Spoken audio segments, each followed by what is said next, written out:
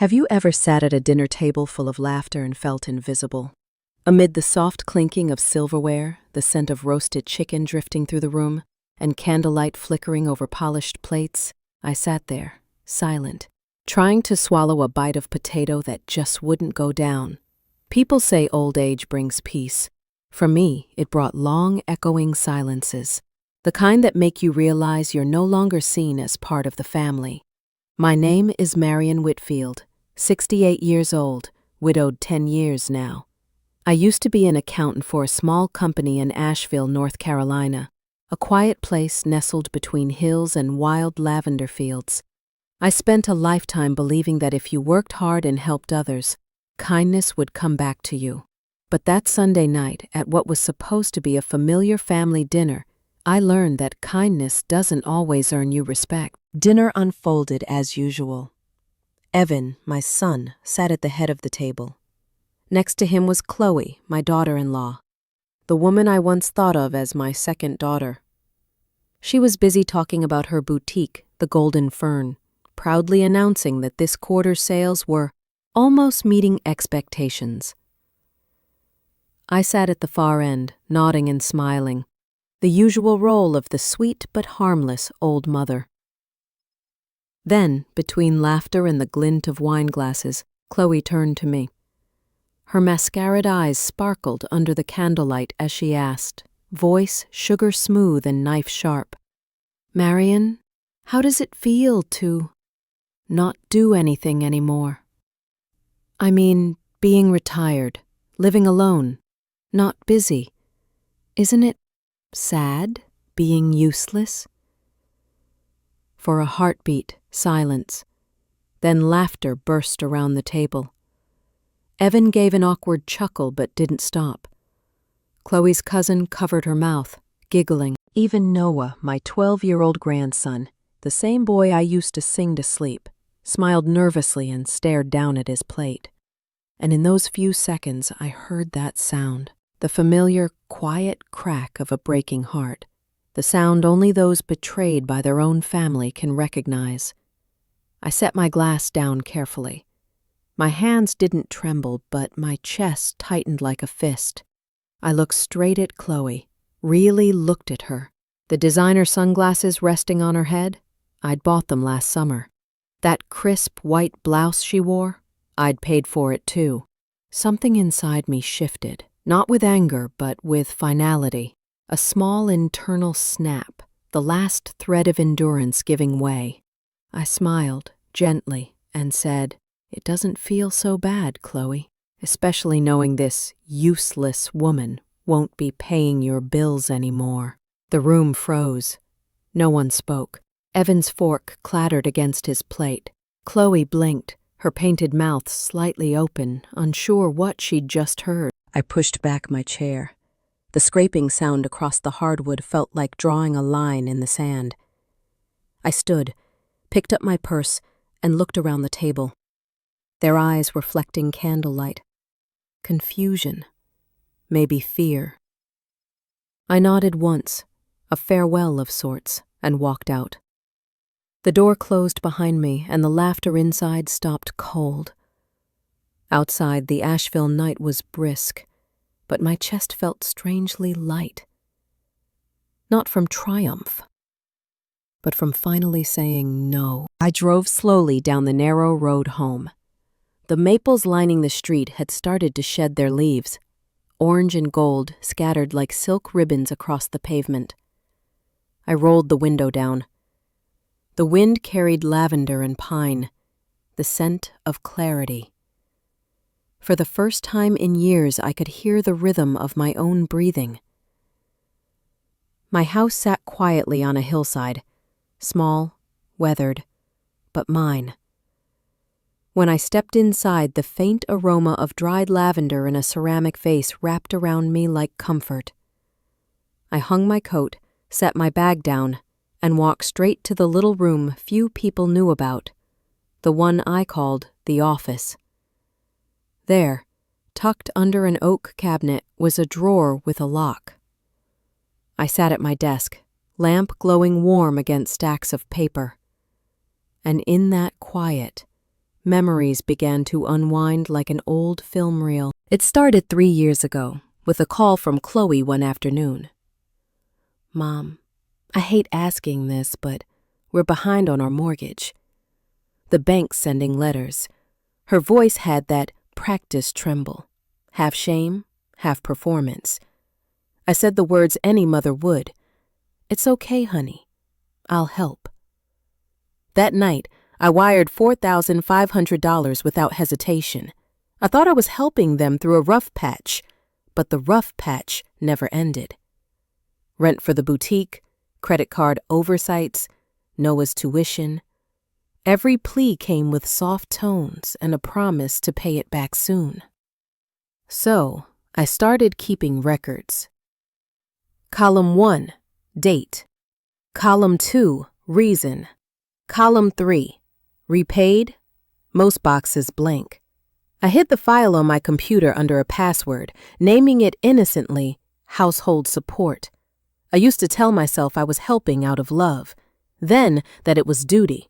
Eventually, I couldn't explain it at all, except that every time they asked, I opened my wallet. Once, I almost bought a little lakeside cabin at Lake Lure, my dream for retirement. But Chloe spoke of expanding the brand and building a family legacy, and I withdrew my savings instead.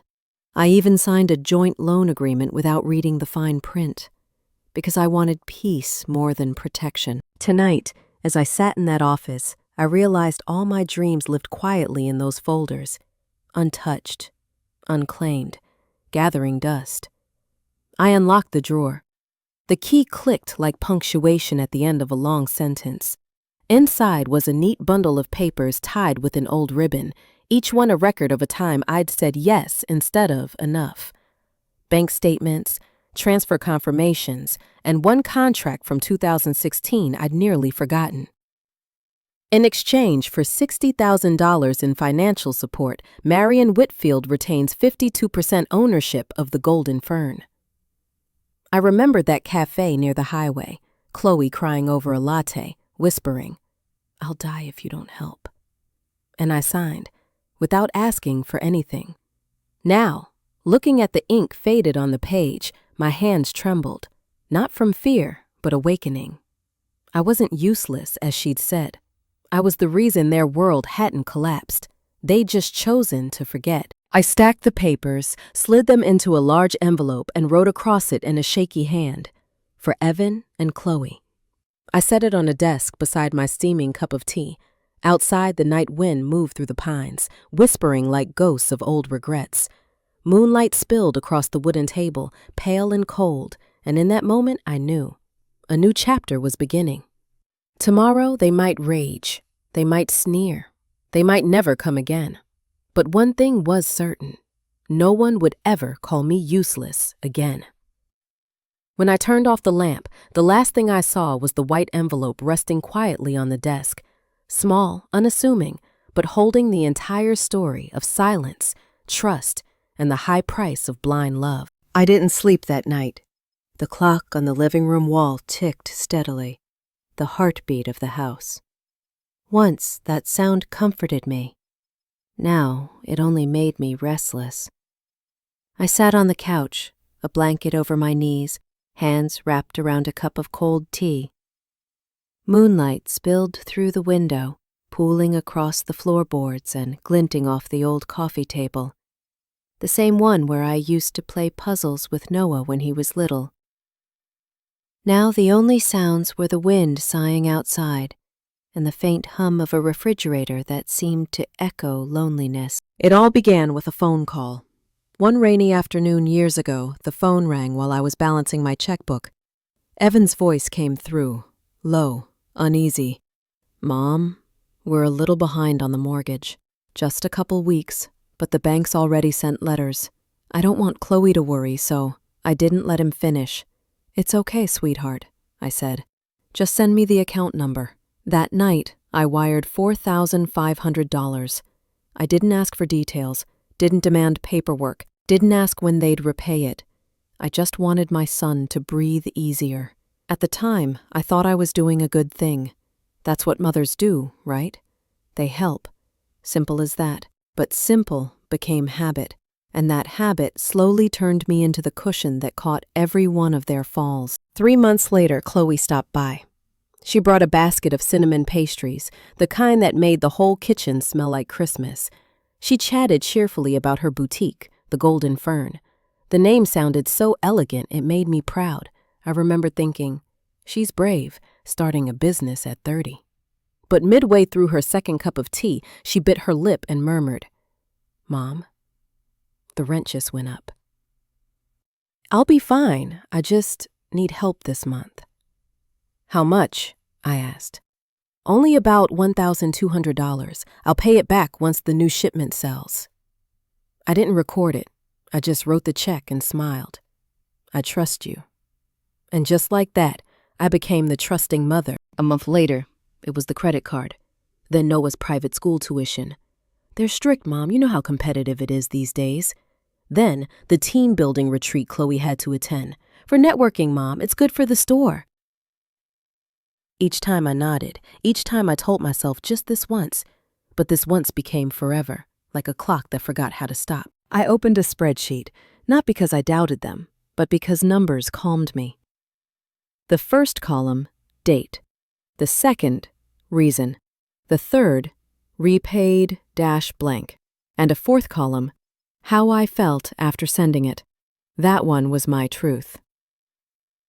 March 12th. Helped Evan pay off credit card. Felt a little sad. They didn't say thank you. April 29th. Sent $2,000 for Noah's tuition. Felt empty. June 10th. Paid for Chloe's friend's birthday dinner. Family obligation, she called it. Not sure whose obligation it was anymore. I saved the file in a folder named Household Support, a title that made it sound like I was funding a charity, not my own family. I remember one evening I invited them over for dinner, just the 4 of us. I made roasted lemon chicken, Evan's favorite since childhood. Chloe laughed, helped me clear the table, even kissed my cheek before leaving. "Mom, I don't know what we'd do without you." I smiled, but inside, I felt cold. Not because of the words, but because of her tone. It didn't sound like gratitude. It sounded like ownership. After that night, I began printing everything. Bank statements, transfer receipts, tax forms, even the short, "Thanks, Mom," text. Always lowercase, never with a period. I stacked them neatly in a cream-colored binder, locked away in my desk. Each time Chloe mentioned family legacy or mom's support, my chest tightened, because I knew support no longer meant appreciation. It meant expectation. I used to dream of a small cabin by Lake Lure. I saved for 5 years, skipping vacations, concerts, dinners with friends. I taped a photo of the cabin to my fridge, a window spilling sunlight, a rocking chair on the porch, a promise to myself that someday I'd have a space of my own, a place where no one needed me, and no one borrowed just this once. Then one night, Chloe called, brimming with excitement. "Mom, I have the best idea. If I expand next door, I can add a home and lifestyle line. It's a huge opportunity for our family." I asked gently, "What kind of opportunity?" "If you could help with the deposit and co-sign the lease, I swear this will be the turning point." I looked at that photo on the fridge, the cabin by the lake, the window glowing in the woods, the chair waiting. And I chose my son instead of my dream. I emptied my savings, transferred the money, and signed the papers. Evan said, "Mom, this is for our future." I believed him. I told myself I was investing in love. But love, when only one person keeps paying in, stops being love. It becomes a transaction. A year later, I got a flyer in the mail for a watercolor retreat in Florida. 3 weeks of sun, ocean, and peace. I nearly signed up. Then, the night before registration closed, Evan texted, "Mom, Noah's braces cost more than insurance covers. I hate asking, but..." I didn't let him finish. "It's okay," I replied. "I've got it." That brochure stayed on my fridge for months, corners curling, colors fading, until I threw it away. No one noticed, and so I became the one who kept their lives smooth. If there was a problem, call Mom. If there was a gap, text Mom. And if Mom stayed silent, that meant yes. I wasn't Mom anymore. I was the solution. One Christmas, as the family posed for a picture, Chloe laughed and said, "Here's the main sponsor of the Golden Fern." Everyone laughed. I did too. But no one noticed how tightly I was gripping my wine glass. Sometimes I wonder why I didn't stop sooner. Maybe because I was afraid, not of being poor, but of being forgotten. Every widow knows that fear.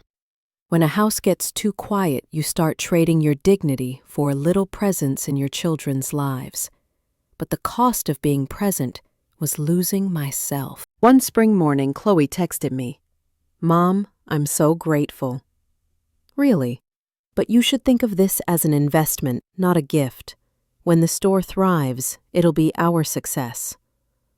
I read that message 3 times, and I laughed, not bitterly, just softly, because I knew they'd never let me see a cent of that success. That afternoon, I opened the file Household Support.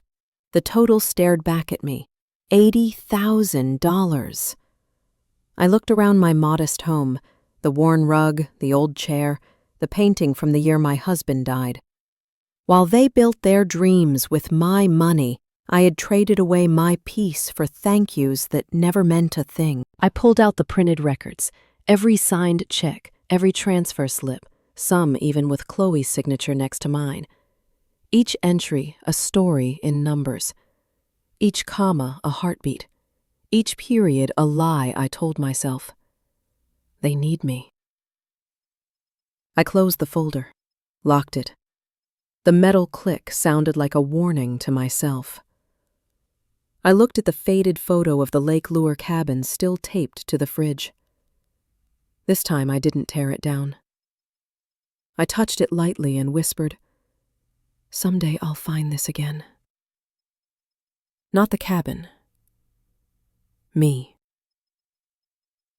That night I blew out the candle. The room went dark, but somewhere deep inside a small light flickered to life. Fragile, but enough to guide me toward the next chapter. That morning, sunlight slipped through the blinds pale and quiet. Everything looked ordinary. A cup of coffee, the local radio murmur, birds needling the air outside my window. But my chest wasn't calm. A mother's intuition is like wind before a storm, soft, but cold, straight through the bone. The phone rang, Chloe. I stared at her name a moment.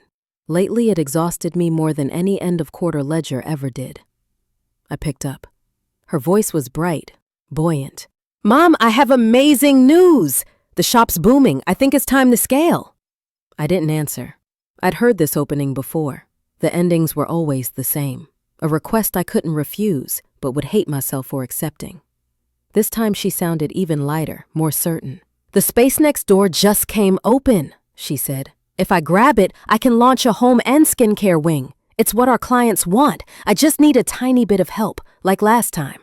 Like last time. My fingers tightened on the coffee cup until the handle bit into my palm. "How tiny?" I asked. "Just a cosign," she sang. "You know, procedural. The bank wants a second signer with stronger credit. 70,000 should cover it. It's really just paperwork, Mom. You won't have to worry. Just paperwork." How many times had I swallowed those words? I drew a breath. "I can't do that, Chloe." Silence. I could hear her breathing sharpen, then a small laugh, half surprise, half edge. "I'm sorry, what?" "You can't? What does that even mean?" "It means," I said evenly, "I won't sign anything else." She gave a dry little chuckle, trying to smooth her own panic. "Mom, 70,000 isn't a lot, not with your retirement, and this is for family. You don't want to help?" I looked around my small room. A photo of Evan as a boy still hung on the wall in its honeyed wooden frame. Back then, I'd hoped to teach him one simple thing. Self-reliance is freedom. Somewhere along the way, we both forgot. "No, Chloe," I said, voice lowering. "I've helped enough." The line went blank, long enough that I wondered if the call had dropped. Then she came back, her tone clipped and cold.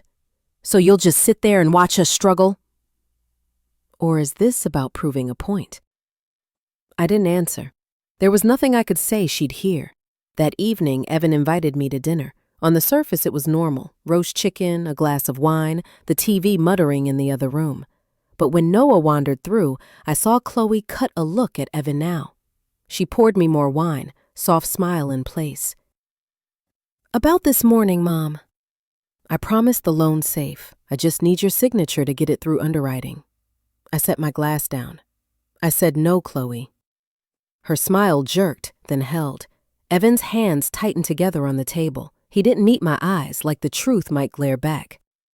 "Mom," he said quietly, "I get that you're worried, but Chloe's doing really well. We just need help this once." I looked straight at my son. My voice never rose, but every word was clear. "I've been helping for 7 years, Evan. How many times does this once happen?" No one spoke. The soft click of a knife against porcelain suddenly made the room feel airless. Chloe inhaled, then shifted registers sweet, thinning to steel. "Honestly, what are you even saving for? You live alone. Your costs are low. Your retirement's intact. Or what exactly are you keeping it for?" Heat rose in my face, not from anger, from the clarity inside her question. "To live, Chloe," I said, slow and plain. "To live on my terms." Evan looked at me then. I saw love and shame and fear. Fear of his wife, fear of his mother, fear of choosing. He said nothing. I stood. "I'm going home." No one tried to stop me. The door clicked behind me, and the wind nudged the frame like a tired goodbye. Back at my house, I went straight to my small office. I opened the drawer, pulled out the old file proof I'd been keeping longer than I wanted to admit. My hands didn't tremble this time. They were steady, like they finally remembered their job. I laid out the papers, e-bills, transfers, bank receipts, the co-signed lease. Everything in order like my life, which I once believed neatness could keep from breaking. Sometimes order is just a clever way to hide the chaos. In the middle of the stack, I found the contract from 2016. I remembered that day, Chloe crying in a roadside cafe, saying the store would fold. A lawyer friend had helped me draft a simple protection. Chloe barely read it. She signed fast. I thought I was being careful. I didn't know it would become the only document proving I existed in their story. It read, in exchange for a $60,000 investment, Marion Whitfield holds 52% ownership in the Golden Fern. The paper's edges had browned, but the ink stayed sharp. Under the lamp, that blue signature looked like a line carved into time or record that once I saved them. I slid the contract into a fresh envelope and sealed it. Tomorrow, I decided I would stop hiding it. In the morning, a car pulled up. Evan stood on my porch, hands buried in his pockets. Chloe hovered behind him, arms crossed tight. "Mom, we just want to talk." Evan began soft. I stepped aside. They sat on the couch. I made tea, not for hospitality but ritual, to keep my pulse steady. I set a manila envelope on the coffee table. Evan frowned. "What's this?" "Documents," I said. "It's time you saw them." He opened the envelope. At first, his face stayed neutral. Then, page by page, the color leached out. When he reached the 2016 contract, his throat bobbed around the words he couldn't find. "Chloe," he said, "did you sign this?" She tilted her head, glanced down, shrugged. "I don't remember. It was probably temporary. Mom's being dramatic." That's your signature. So, is she using it to threaten us? She turned to me, eyes like cut glass. You think this is fair? We carried the store. You tossed in a little money and now you want a controlling share? Why? To prove you have power? I didn't move. I met her gaze. My voice was even, quiet. Not to prove anything, to keep from being erased from something I helped build. Evan looked up, and for a long moment he just looked. I saw remorse there, and fear. Fear of disappointing both of us. Chloe stood, arms cinched across her chest. If you think those papers give you control, you're wrong. Not control, I said, each word measured. Recognition. Respect. That's all. No one answered. They left without a goodbye, without a look back. The door closed, and the house got so quiet I could hear my own heart. From that minute on, I knew everything had shifted. That night, as I tidied the table, my eyes caught an old photo, me, Evan, and his father. In it, Evan's grin was fierce and free as he clutched his dad's arm. I remembered what my husband used to say. Our boy's good, but teach him gratitude, not with speeches, with boundaries. I thought I understood. Maybe I'm only learning now. I slid the photo into the drawer beside the opened envelope. I turned the key. Tomorrow I wouldn't wait for their call. I'd make mine, not to plead, to place a period. As Asheville fell into night, the moon painted the pines in silver. I stood at the window, listened to the insects thread their song through the wind.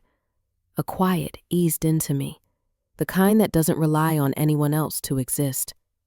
Inside, something dropped away, light as breath. Maybe it was the last tear.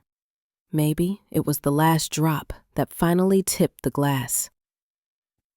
For the first time in years, I felt free. Not because someone forgave me, but because I finally forgave myself. There are sounds a person never forgets. For me, it's the soft click of a metal lock as I open the file drawer in my little office. The kind of harmless sound that, on that morning, felt like a door creaking open on a past I'd tried to ignore. I hadn't opened that drawer in over 2 years. It sat in the corner, a thin veil of dust on its top, as if the world outside had changed and only this drawer had kept its secrets intact. Inside was the story of my life, told in invoices, forms, and numbers colder than any word. I sat, morning light cutting across my face, tracing the fine lines at the corners of my eyes. Not the work of time, but the residue of years spent playing the fixer. The drawer slid out with a small metallic rasp.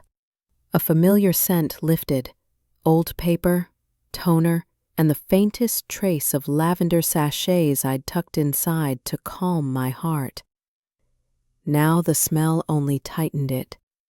On top lay a cream folder, its edges sun-faded. It felt heavier than I remembered, maybe because it held more than paper. It held years of my silence. I opened the first page, a ledger of transfers I'd made to Evan and Chloe. Line after line, $4,500, $1,200, $2,800, $3,000. Notes in the margin. Mortgage. Noah's tuition. Chloe's friend's birthday. Boutique expansion deposit. In the corner, my own handwriting. No one made me do this. I chose it. Reading it now pricked my eyes. Yes, I had chosen. But sometimes choice is just a gentler word for being dismissed and not daring to push back. I turned to the bank statements. Each month carried the same scar. A large withdrawal near month's end, memo line, family assistance. I remembered every reason they'd given. We just need it temporarily. We'll pay it back next month. It's for Noah's future, Mom. Over the years, those lines became a hymn I could hum without hearing the melody. I stacked the papers, the pile growing, until near the bottom I found a separate packet clipped in black steel.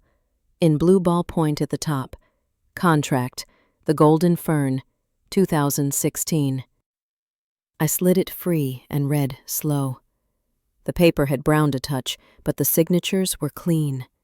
The slanted Chloe Whitfield beside my own. Party A, Marion Whitfield, provides $60,000 to keep the Golden Fern from insolvency. Party B, Chloe Whitfield, acknowledges the funds are not a gift nor a non-repayable loan. In exchange, Party A shall own 52% of the Golden Fern, effective the date of execution. A round notary stamp, August 3rd, 2016. I smiled, not from joy, but the kind of smile you make when you recognize your own past naivete. I remembered that afternoon. A roadside cafe off 74. Chloe was late, pale, eyes swollen. "Mom, if I don't make rent, they'll take the shop. Just this once, I swear I'll pay it back." I brought the contract. A lawyer friend had walked me through it, not out of suspicion, but to protect them from their carelessness. She signed fast. I even handed her a tissue. "Thank you," she'd said, glassy-eyed. "You're the only one who believes in me." I did believe, and nobody mentioned the contract again. Now, looking at it, I understood.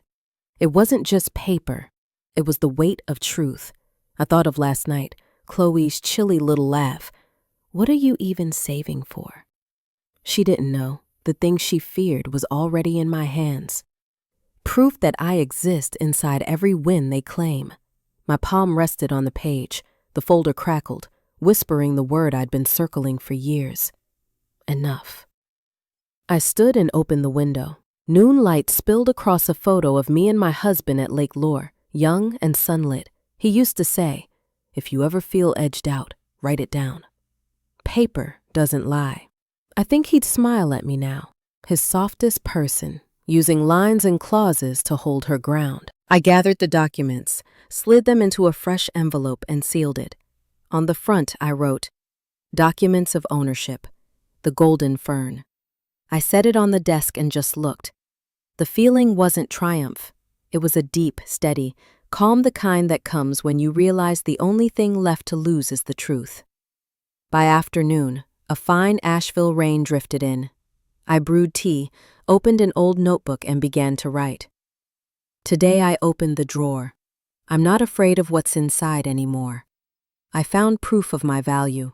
2016 contract, 52%. I used to think it was just ink. Now I know it's a certificate of presence. I am not invisible. I closed the book and breathed. Maybe I'd been so afraid of losing them that I forgot I had the right not to lose myself. Night fell. My phone buzzed Evan. "Mom, I know Chloe went too far this morning. I'll talk to her. Don't be upset. I'll handle the shop, just don't worry about it." I read it and went cold. No apology. No ownership. Just don't worry. I flipped the phone face down and looked at the envelope. Tomorrow, it wouldn't live in a drawer. I'd put it in the hands of someone who could tell me exactly what was mine and what others were trying to take. I slept without a lamp, the room a dark hush except for moonlight catching the manila like a small living thing, a paper heart beating quiet. I told myself softly, tomorrow we stop, not because love is gone, but because I have loved past the point of being loved back.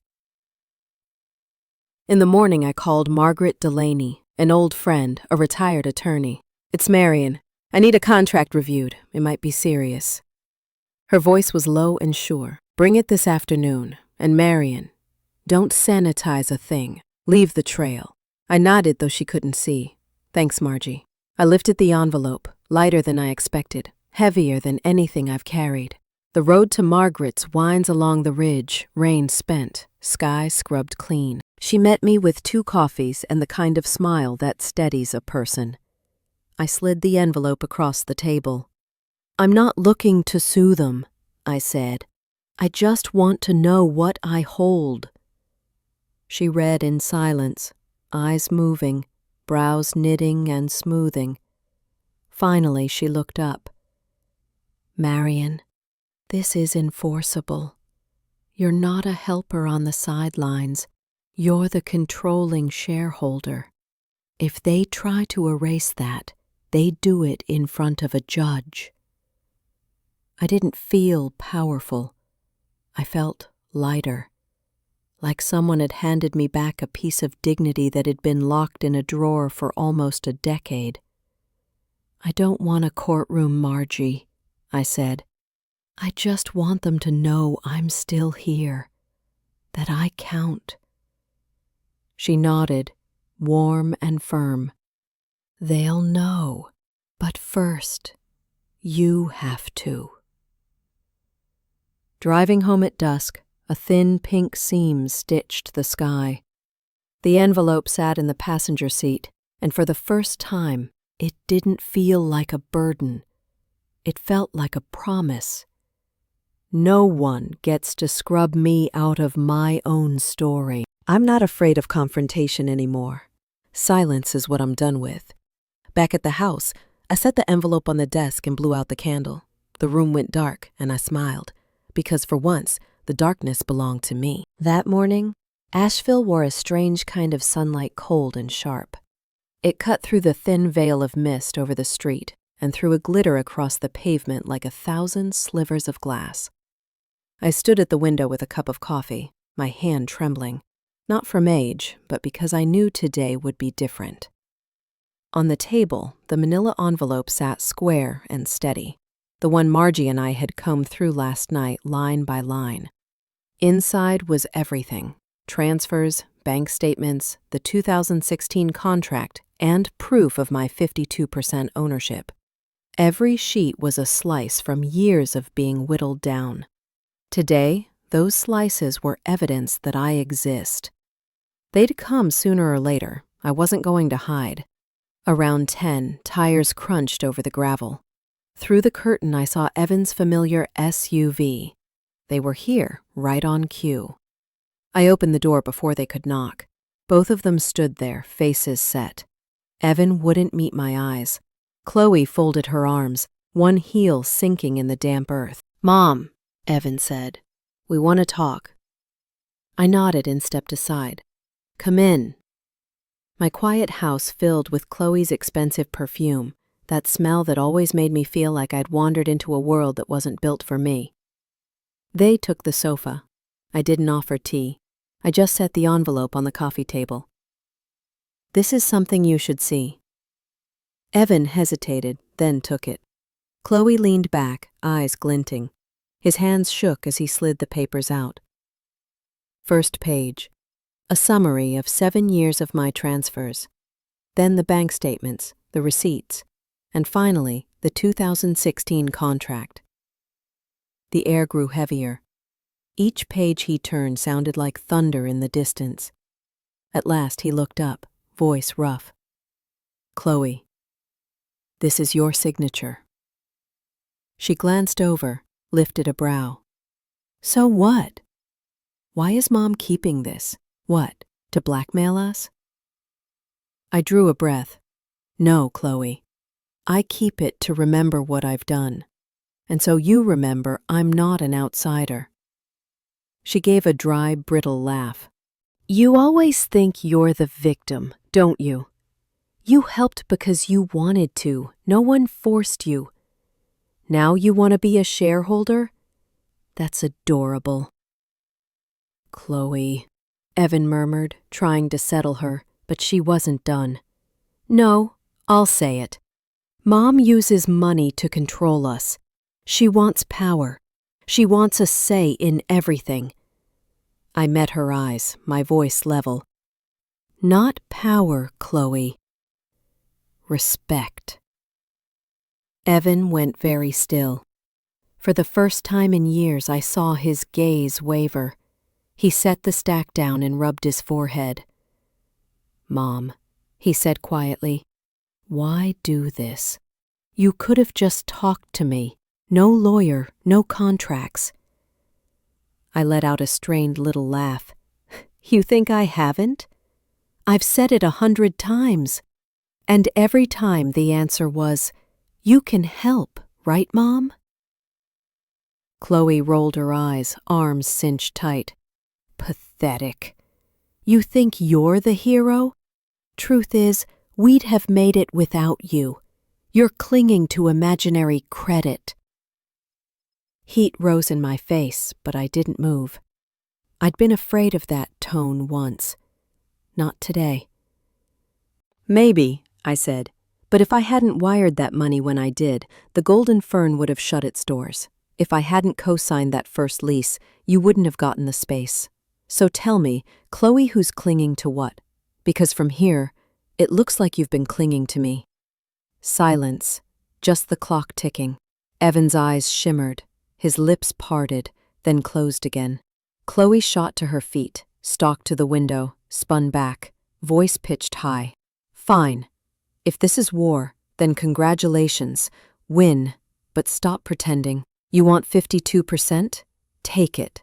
Let's see what you do with it. Chloe! Evan snapped, standing up. She yanked her bag onto her shoulder, sparks in her eyes. I'm done. I won't be humiliated by anyone, including your mother. The door slammed. The sound rang through the small house and fell into a hard quiet. Evan sank back down, head bowed. I'm sorry, Mom, he said. I didn't know it had gone this far. I looked at my son, once the brightest pride of my life, now a sadness threaded with pity. It isn't your fault, I said. I let this happen. I believed the more I gave, the more I'd be loved. I forgot real love is never something you purchase. He lifted his head, eyes damp. What are you going to do? I tightened my hand on the envelope. I'm sending everything to the lawyer. Not to sue, so it's recorded, so they understand I'm not invisible, and what I did isn't a death that vanishes into silence. He nodded, gaze drifting somewhere I couldn't follow between a mother and a wife and the long pull of both. At the door I added, You don't have to take my side, Evan. Just don't let anyone erase me from your memory. He paused and nodded once. I promise. When he left, the house swallowed the sound of the car door. I closed my eyes and breathed. Something loosened, not grief exactly. Relief, like everything that needed saying had finally been said. I gathered the papers. Tucked among them was a photo Evan at 5, grinning outside his first school, his little hand fisted around mine. I stroked the edge and smiled, sad and soft. I remember that boy. Do you remember your mother, Evan? That evening, the phone rang, Chloe. Her voice was ice, each word dropping like a tile on a cold floor. So you want to take this that far? Fine, we have lawyers too. Don't think you can wave a dusty piece of paper and control us. Click. I sat for a long time, no anger, no fear, just an empty space where the ache used to be. I scrolled my contacts until Margaret D. They're about to move. I need to see you in the morning. She replied almost at once. My old office, 10 a.m. Don't delete a thing, Marion. I set the phone down and turned off the light. That night I dreamed of Lake Lure, wind rough on the water, papers in my hands. I threw them one by one. Each sheet lit up on the surface, as if releasing the years I'd kept locked under gratitude. I woke sweaty and calm. Tomorrow there'd be no going back. I didn't need a way back. I put on a white shirt, a brown jacket, took the envelope, and drove to meet Margie. In the rear view, the years showed in my face, but my eyes were bright. She was waiting, legal pad spread, recorder ready, coffee steaming. Marion, she said, it's time. They want to play by the rules. We'll use the rules. I nodded. I don't want to win, Margie. I want peace. But to get peace, I think I have to make them understand I don't disappear. That afternoon, Margie filed with the county, a simple notice affirming my legal ownership. Not a lawsuit, but a lock. Enough to stop any attempt to erase my name from the business. That night, I sat by the window and watched the lavender in the yard stir.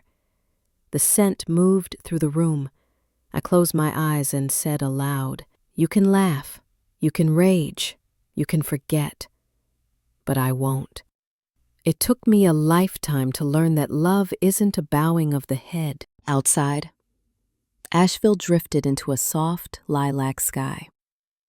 A chapter was closing, and this time, the period at the end of the sentence belonged to me. 3 days after that fateful sit-down, a thick ash-gray envelope arrived, stamped Pritchard and Kane, Attorneys at Law, Los Angeles. I didn't have to open it to know. People have many ways to say I regret nothing. This was Chloe's. At the kitchen table, I slid the old letter opener under the flap. Inside, a packet of legal filings and a cover letter. Polite, polished, and smug. Dear Ms. Whitfield, our client, Mrs. Chloe Whitfield, asserts she signed the 2016 ownership agreement under substantial emotional and financial duress imposed by you. Accordingly, we demand you relinquish any claim to ownership in the Golden Fern and cease all representations to such. I read it twice, then let out a small laugh. Not from joy, but from the symmetry of the insult. 7 years of propping up their world, reduced to a single accusation: coercion. Outside, North Carolina wore a perfect sky. Lavender from the back garden drifted in through the screen. I closed my eyes and exhaled. I knew what was coming. A fight where no one truly wins. Only the ones brave enough stay. That afternoon, I took everything to Margaret Delaney's house on the hill. Her cedar place shaded by maples, the kind of quiet that belongs to people who have learned the exact weight of what's right. She opened the door, took one look at me and said, "They've moved." I handed over the packet and sat in the old leather chair by the window. She read in silence, eyes bright as tempered steel. After 10 minutes, she looked up, decisive. "A scare tactic. They've got no ground. Your contract's notarized. Your wire transfers are documented. The bank stamps line up. I've seen your original file. It's clean to the comma." I smiled without warmth. She knows I hate court. Margaret leaned in, voice cool and edged. "You don't have to like it. You do have to use it. Sometimes a good person's silence is exactly what a grifter needs." I watched a sparrow light on the sill and lift away. I used to think being a mother meant yielding. Maybe it's time to teach them what life somehow skipped. Kindness has a border. 2 weeks later, we were in Buncombe County Court.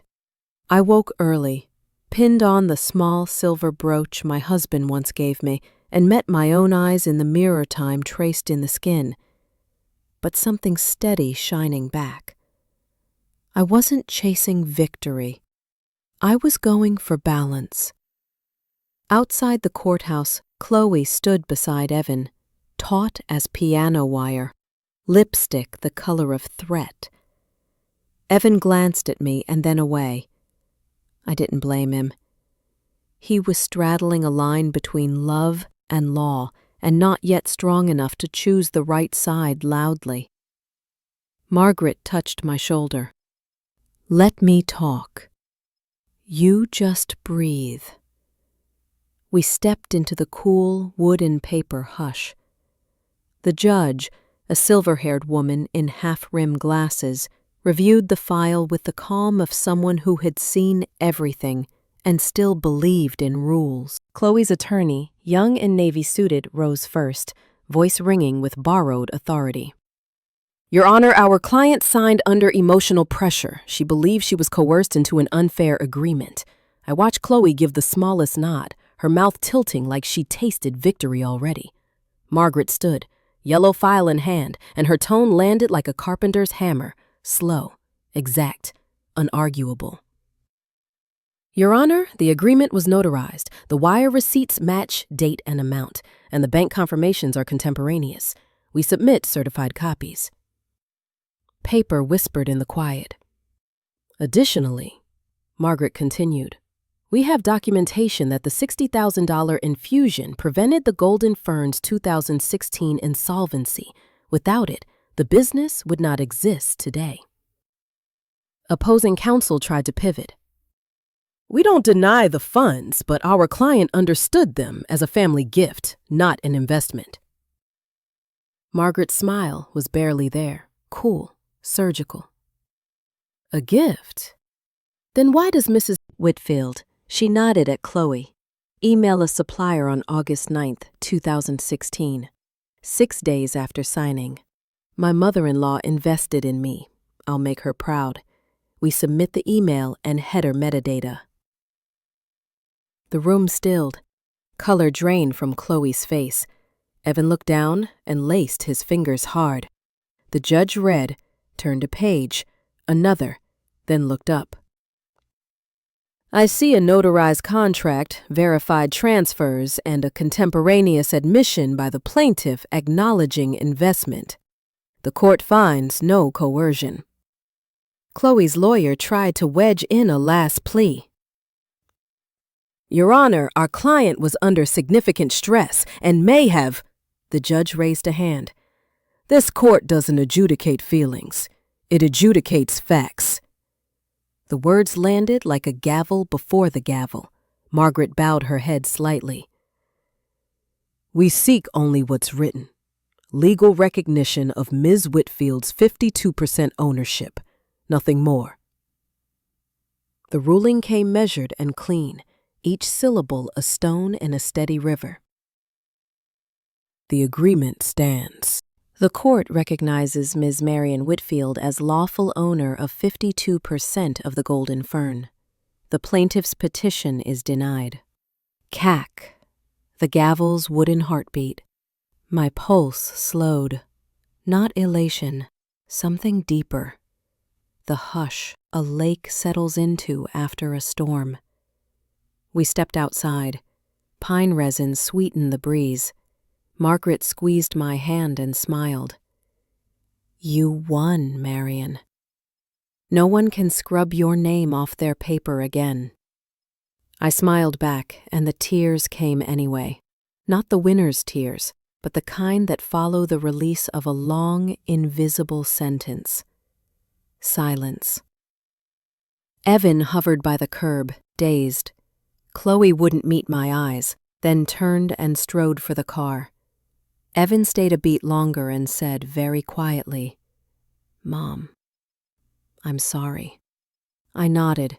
Some apologies don't belong to the mouth. They belong to the pause. At home, sunlight slanted through the curtains like a benediction. I hung up my coat, brewed lavender tea, and let the tick of the wall clock count me back into myself. My phone buzzed. Margaret. All filings posted. They can't relitigate. Rest. I typed 3 words. Thank you, Margie. I turned the phone face down and closed my eyes. The memories came. The dinner table. The word useless. The neat little smiles. The midnight wire transfers. Then they washed away, leaving a clean, quiet room inside me. I went out to the porch. The lavender was full and humming with bees. I snipped a sprig and set it in the stoneware vase.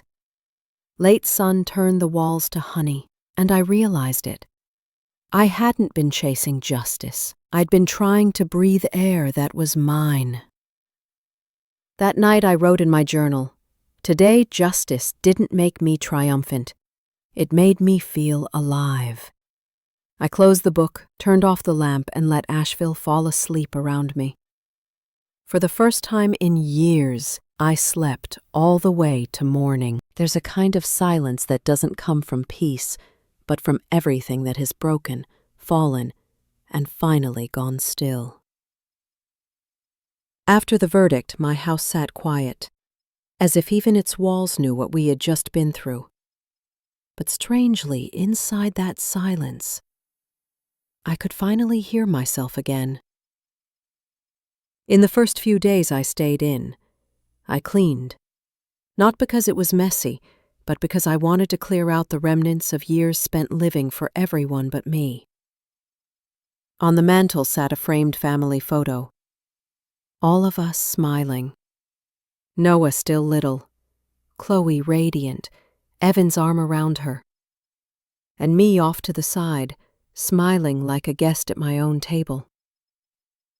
I took it down, wiped the dust, and slid it into a drawer, not out of bitterness, but because I needed space for the present. Outside, the lavender had deepened to royal purple. When the wind blew, its scent drifted into the house, gentle, but with a kind of ache. I spent my mornings by the window, sipping tea, listening to the local news, and letting my mind wander to small, ordinary things. No messages from Evan, no calls. At first, the silence ached like a bruise, but slowly I realized silence is sometimes how people face their guilt. One morning, a knock at the door. I expected Pauline, my neighbor with her endless loaves of bread, but it wasn't Pauline, it was Noah, my grandson. Taller now, voice lower, a paper bag in his hands. "I came to see you, Grandma," he said, eyes uncertain. I smiled and let him in. The house smelled of cinnamon cookies and candle wax. I poured him tea and looked at his hands, the same ones I used to hold crossing the street. Only now, steadier, stronger. "Dad says, Mom's been really sad," he murmured, "but I think she doesn't understand." I think I do, though, at least a little. I raised a brow. "What do you understand, Noah?" He hesitated, then said softly, "That you didn't do anything wrong. That sometimes grown-ups hurt each other because they're afraid of feeling small." For a moment I couldn't speak. I didn't know whether that wisdom came from youth or from watching too much pain too soon, but it hit deep, right in the part of me that had long turned to stone.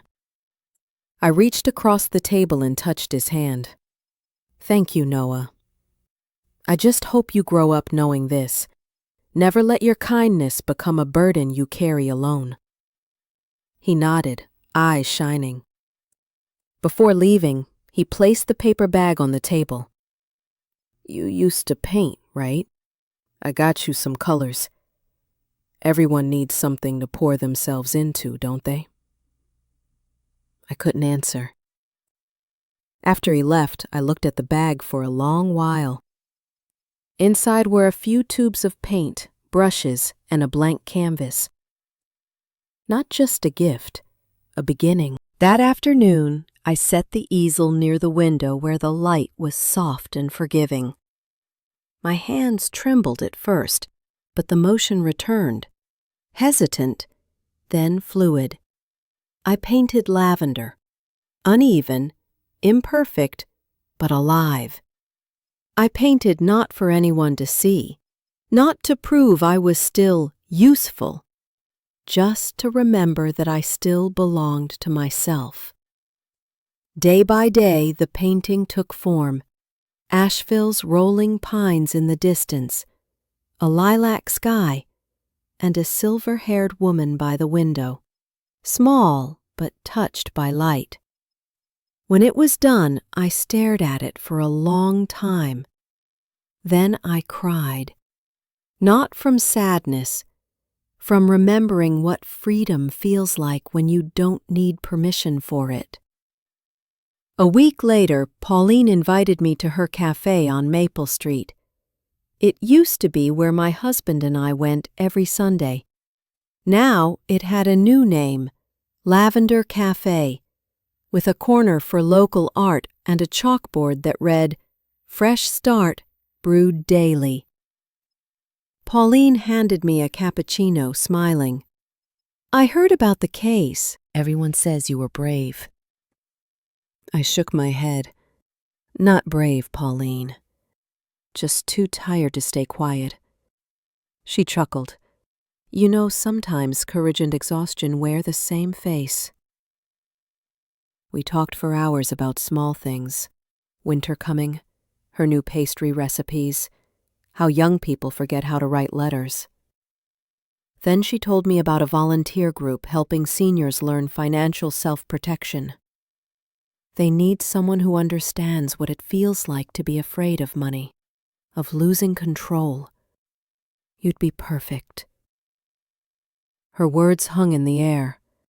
I looked down at my cup, steam curling up and fading. For the first time in months, I felt something like purpose stir inside me.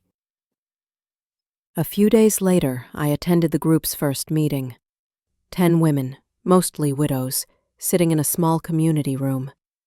Some had lost savings to family, some to strangers. Their faces were lined with fear and shame. I knew those faces. I had once been one. When it was my turn to speak, I stood and said, I used to think doing the right thing meant always helping, but I learned that when you help until you disappear, it stops being love. It becomes self-erasure. And when you vanish in someone else's story, you have to be brave enough to write your own. No one spoke for a moment. Then chairs shifted, soft sniffles filled the room. After that day, they asked me to teach every week, not for money, not for praise, but because each story I told gave me another piece of myself back. Late one evening, as I packed up my notes, my phone rang. Unknown number. I almost ignored it, but something told me to answer. Mom? Evan's voice quiet. Yes, honey, I'm here. There was a long silence, just the sound of his breath, uneven, hesitant. Then, I know you won the case. I read everything. You were right. I just don't want you to hate me. My throat tightened. I don't hate you, Evan. I only hope you learn what took me a lifetime. That respect is a truer form of love than obedience. He exhaled. A small, broken sound. I'm sorry, Mom. I really am. Tears blurred my vision. I know. Just live well, son. And when you think of me, remember, I was trying to teach you something right. After the call, I sat in the quiet, feeling my heart loosen, not from pain, but from forgiveness. That night, I couldn't sleep. I took my old wooden chair out to the porch. The June air was cool, crickets humming softly, the earth still damp from the afternoon rain. I looked up at the stars and thought of every night I'd spent pretending everything was fine. Every phone call, every thank you, Mom, that was really a request. Now all of it had drifted away, leaving me with something I never thought I'd feel again. Peace. In the window glass, I saw my reflection, silver hair, tired eyes, and a faint smile. Not the smile of a winner, the smile of someone who'd finally come home to herself. And I whispered, sometimes losing everything is how you find what's real. I went inside, lifted my lavender painting, and hung it on the wall. Underneath, I wrote, to live is to bloom, even after the storm. Then I turned on the small lamp beside it, letting the light bathe the purple fields I'd painted. No more Chloe, no more fear. Just me and the quiet breath of a woman who had finally learned how to live for herself. That morning, Asheville's sky was a pale, rinsed blue, as if it had never known smoke or sorrow. I brewed lavender tea and leaned against the window, breathing in the plain scent of earth and dew. No more waking to a phone in panic, no more guessing what someone would need from me today. Only birdsong and the breath of a day that finally, truly belonged to me. I thought about these past months, the court, Evan, Chloe, the long nights of crying from loneliness. But standing here, in a quiet so deep I could hear leaves fall, I understood. None of those losses took anything from me. They simply returned me to where I had always belonged, to myself. After my first talk at the community center, things moved faster than I expected. Pauline said people kept asking about me, for more sessions, for a way to get their lives back the way I had. I laughed when I heard that. I have no magic, only mistakes big enough to have taught me well. But that afternoon, when I arrived and saw dozens of older women waiting, notebooks clutched, eyes at once fragile and fierce, I knew this wasn't a chance to tell my story. It was a chance to help them write a new chapter. This time I brought no handouts, no lecture notes, just a whiteboard and a marker. I wrote 2 large words. Start again. I turned and smiled. I know those words are scary, but sometimes starting again isn't from zero. It's from the wisdom of every time we've been knocked down. A woman in the front, Linda, widowed, pressured by her son to sell her home for investments that vanished, raised her hand, voice trembling. I don't know how to trust anyone anymore, Marion. I'm afraid of the people I love most.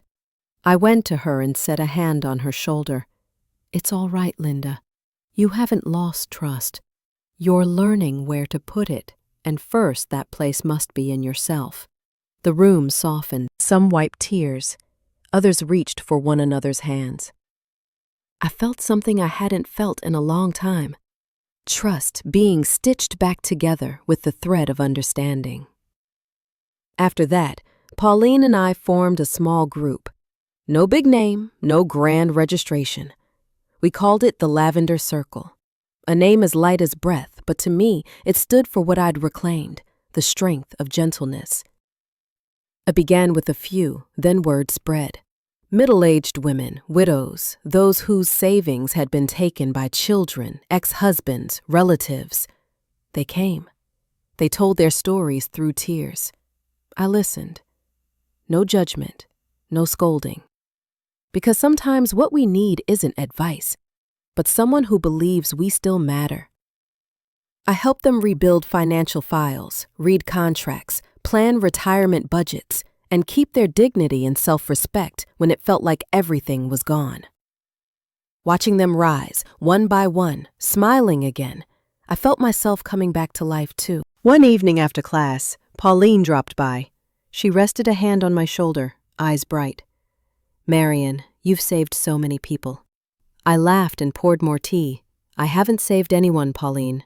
I just say what I wish someone had told me 7 years ago. She smiled. Maybe. But what you call sharing, to someone else, that's rescue. We sat in my small kitchen, warm lamplight pooling over steaming cups. I realized this warmth, the feeling of being held by understanding and care, was the family I'd been missing. A month later, an envelope arrived from California. Sender, Evan Whitfield. I hesitated, then opened it. A handwritten letter, careful, slanted, so like the boy I raised. Mom, Chloe left with Noah. The shop is closed. I'm starting over. I used to be angry because I thought you broke our family. Looking back, I see you only cut away what was already rotten so the rest could live. I know you don't need an apology, but I'm saying it anyway. I'm sorry, Mom. I hope someday you'll let me visit. Evan. I laid the letter down and sat for a long while. Those lines were shaky and honest, and I realized the truest victory doesn't happen in court, but in the moment a person bows to the truth. I didn't call back right away. I opened my little notebook and wrote, when someone recognizes they're wrong, don't slam the door. Forgiveness isn't because they deserve it, but because you deserve your peace. Outside, the lavender was silvering toward winter. I smiled. Every season passes, but the real beauty is knowing how to bloom in the brief light you have. On a Saturday, the Lavender Circle hosted its first tiny exhibition. Pauline cleared a wall in her cafe for the paintings our members made, healing in color. In the center hung my lavender by the window. Beneath it, a small line. To live is to bloom, even after the storm. People gathered, and I heard a young woman whisper, "That line, it feels like something my mother never got to say." I turned and met her eyes.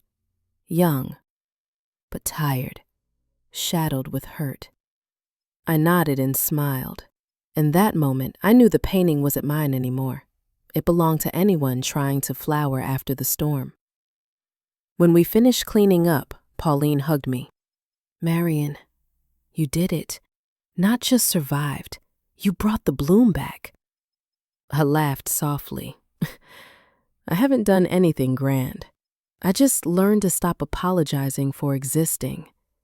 That night, I went home, opened my laptop, and started recording a new episode of the little audio channel Pauline helped me set up, Voices of Lavender. I took a breath and spoke, gentle and clear. If you're listening, maybe someone once made you feel useless. Maybe you believed your worth lived in what you gave away. I'm here to tell you, your worth lives in your very being. Forgive, but don't erase yourself. Give, but keep something for you. And if you're at the bottom of your hurt, I promise, one day you'll look back and see you bloomed, even after the storm. I paused, then smiled. If this story touches you, share your feelings in the comments. I read every word. Every share is a small petal in the garden we're growing together. And if you believe in the power of healing stories, tap like and subscribe so you won't miss what's next. Journeys of real people, real lessons, and endings as tender as life itself. I clicked stop, then sat, listening to my own voice, warm, unhurried, at peace. The voice of someone who once shattered but didn't stay broken. When night fell, I stepped onto the porch and looked up at the starred sky. A breeze moved through the lavender, the stalks tilting, whispering to one another. I closed my eyes and whispered, "Thank you, life. Thank you for letting me lose everything, so I could find the only thing worth keeping, myself." And on that night wind, I heard myself answer, soft as breath. "Marian, you're finally living true." If my story has touched your heart, leave me a note below. Tell me where you're listening from and what you've overcome with your own courage. I read every line, each one a sprig of lavender in the garden of women who dare to live honestly and bloom after the storm. If you believe in the strength of stories that heal, tap like so I know this found you. Hit subscribe so you don't miss the journeys to come. Real people, real lessons, and endings as gentle as life. Thank you, wherever you are in the world, for reminding me that storytelling is how we find each other in the dark. I'm Marian Whitfield.